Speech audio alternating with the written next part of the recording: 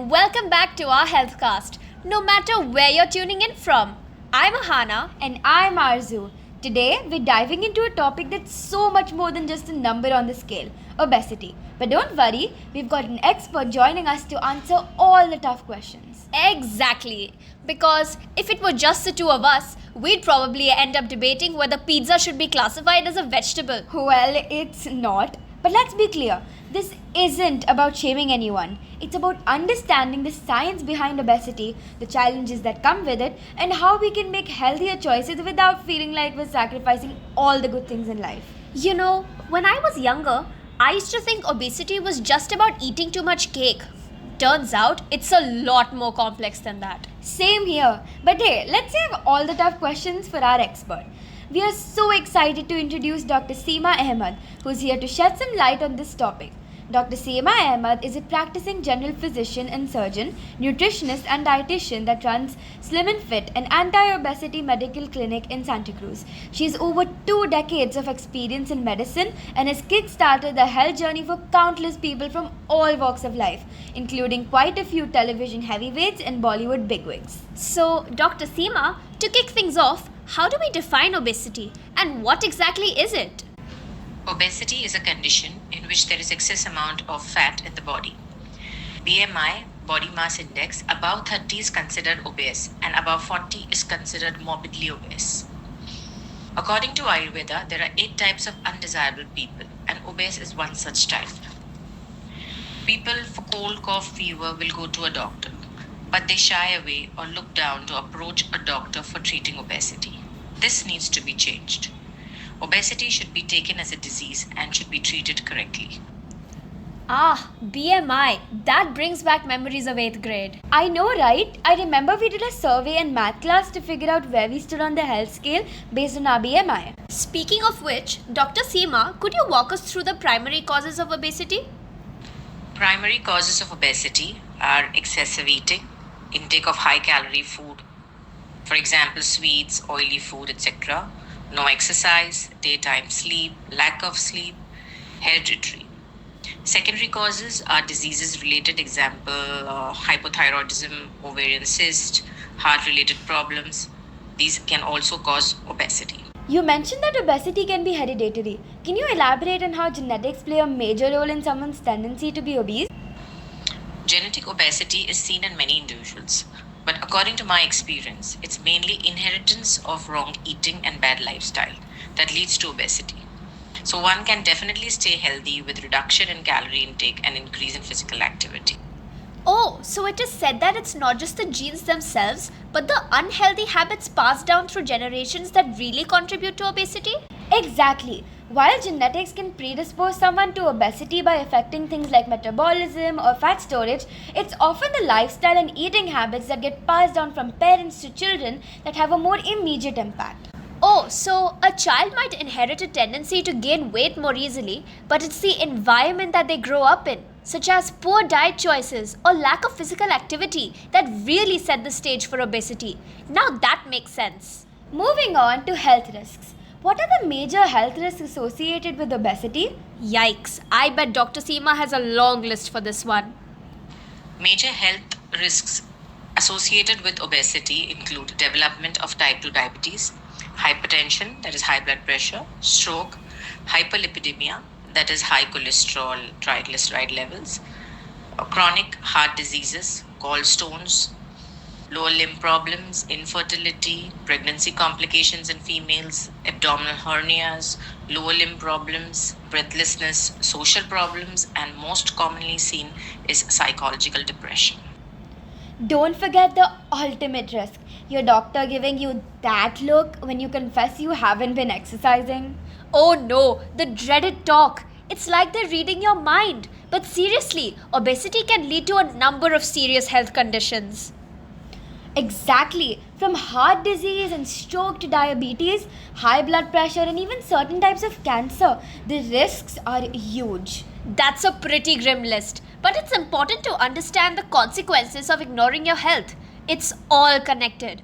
Obesity can affect almost every system in your body. Honestly, Food and feelings are such frenemies. Like ice cream makes you happy in the moment but doesn't solve the existential crisis. Emotional eating, the unofficial mascot of bad days. And it doesn't just impact physical health, it can affect your mental and emotional well being too. Speaking of which, how does obesity affect our mental health? Obesity and mental health are very closely connected. Obesity can cause depression, anxiety, eating disorders, coping inability, and substance abuse.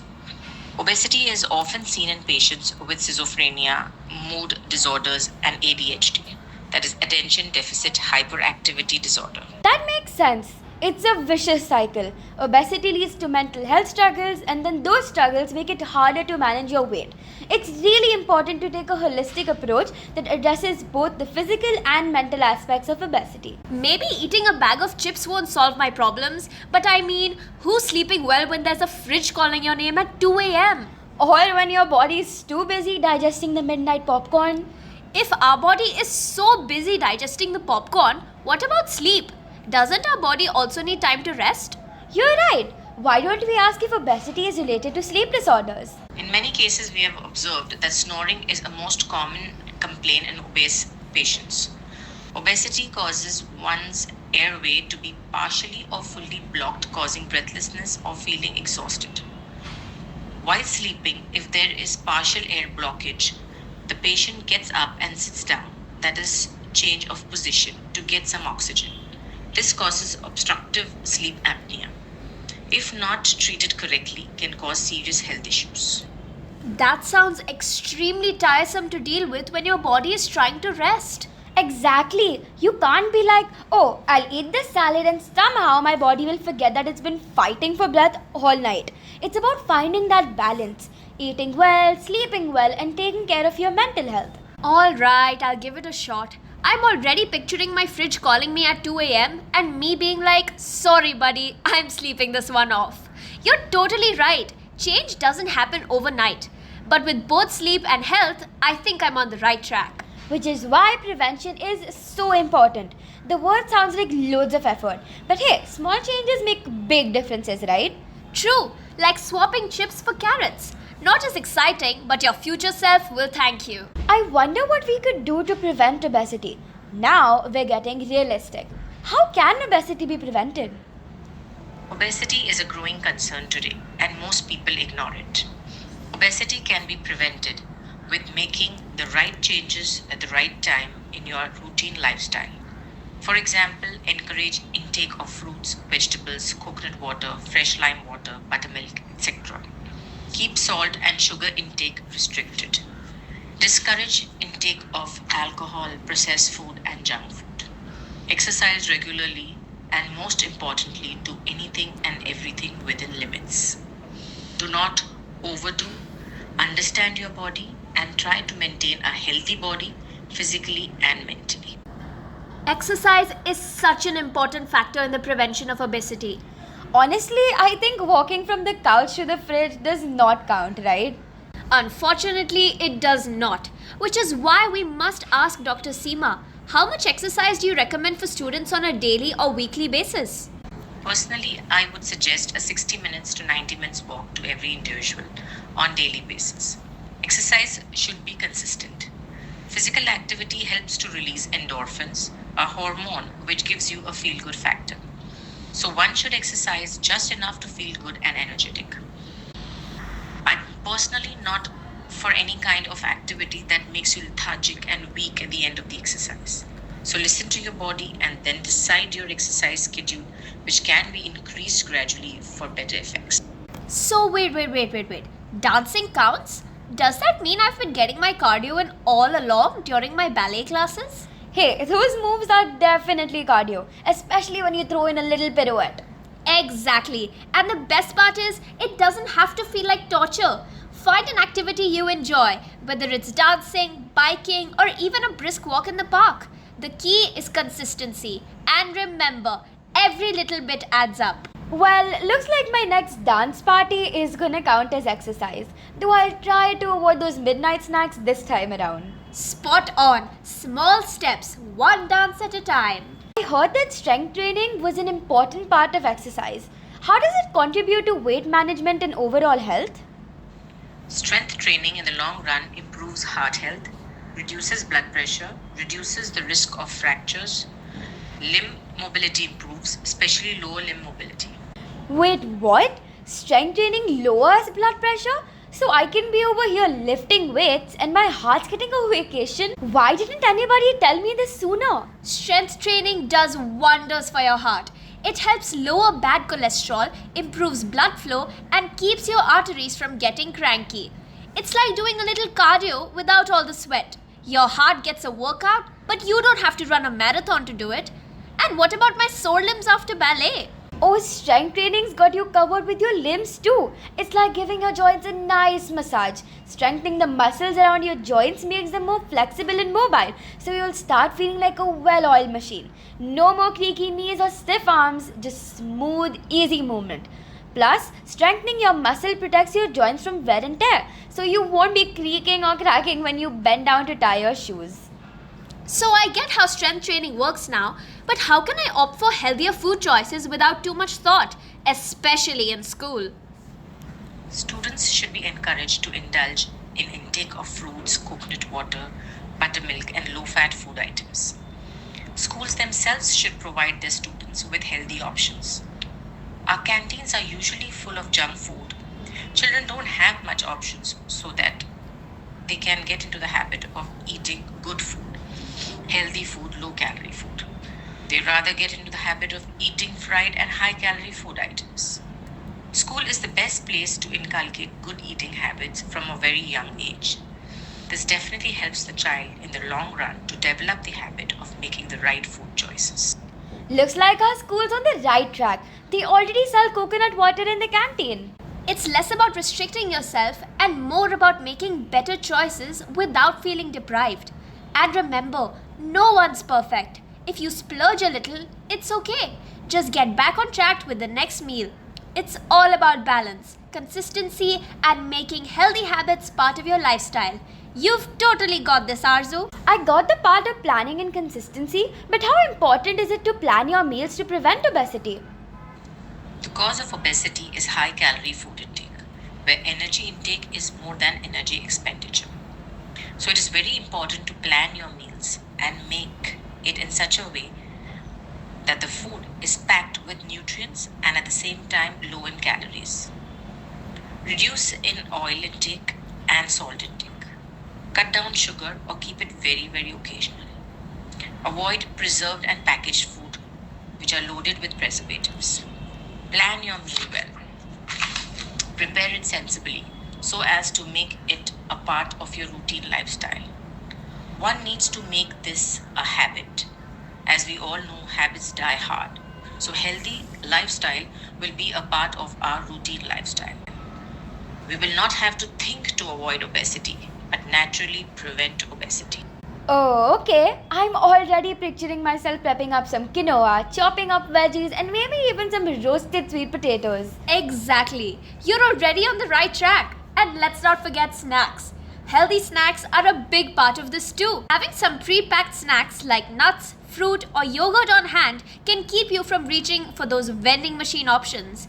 You can also try making snack boxes. Grab some hummus, baby carrots, and a handful of whole grain crackers. It's quick, easy, and way better than chips. Wow, I feel like I'm already becoming a pro at this. So it's all about having a little strategy and staying consistent, right? But I think I need a little help with the strategy bit. I think I should ask my mother. That brings us to our next question. How important is family involvement in a student's journey towards a healthier lifestyle? It plays a very big role in a student's journey towards a healthier lifestyle. In the house, if the child is used to eating high calorie, oily, greasy food, then by default the child will make wrong food choices. The taste buds develop to yearn for junk food items. Nowadays, parents give money to their children, which gives them an easy access to buy junk or high calorie food items. If the family develops good eating habits at home itself, in spite of the money in hand, the child will choose or buy the right kind of food.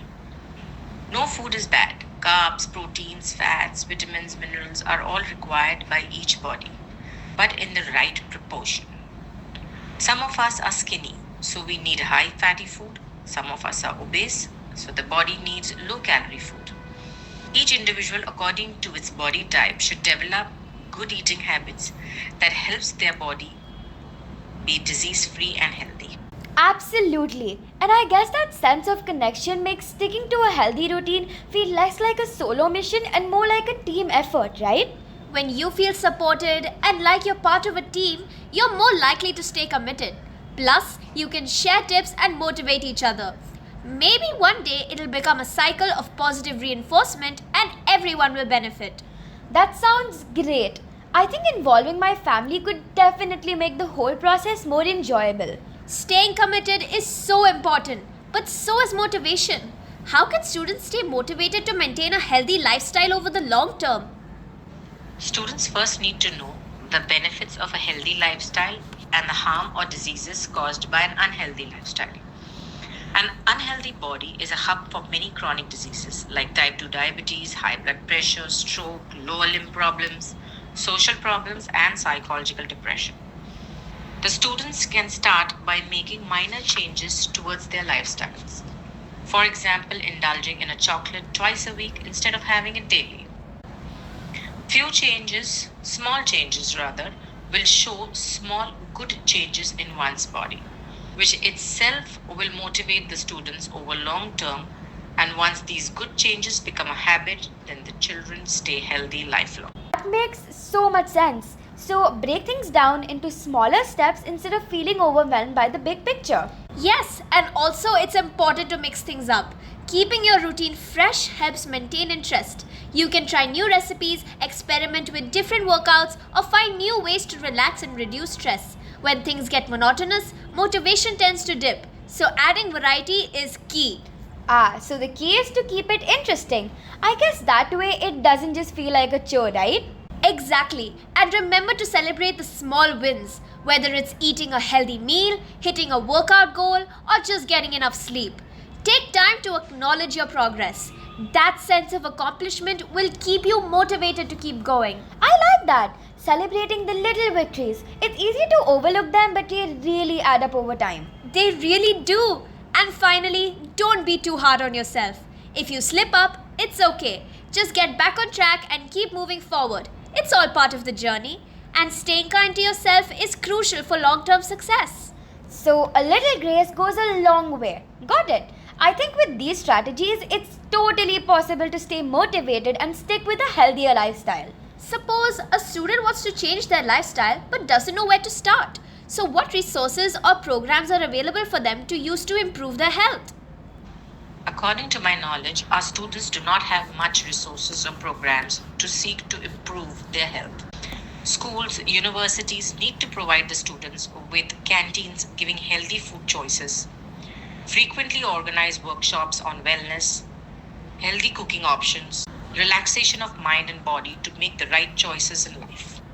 At the end of the day, the most important resource is your own determination and consistency. Whether it's through family support, school programs, apps, or professional help, it's all about building a sustainable routine that works for you. I'm feeling really inspired now. With so many resources and support systems, I think I can definitely take that first step towards a healthier lifestyle. I am so glad to hear that. The most important thing is to start somewhere and remember that progress takes time. You've got this, girl.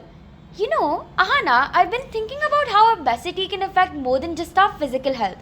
How does being obese impact the overall personality development of a student?